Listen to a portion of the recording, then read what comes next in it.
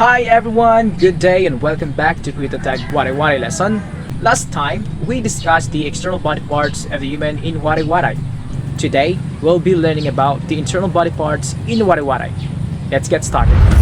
By the way, I omitted two external parts of the mouth from our last discussion of external body parts.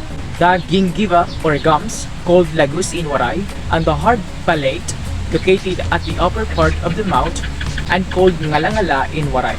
Now, let's move on to the internal body parts. Esophagus, butol. Ovula, siwo-siwo. Brain, utok. Lung, baga. Heart, kasing-kasing. Veins, ugat. Blood, dugo. Liver, atay. Kidney, isol or batok.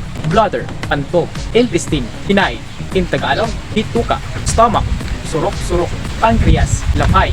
Vagina, bibig. Buday, buyit. Backbone, bungkog. Bone, bukol.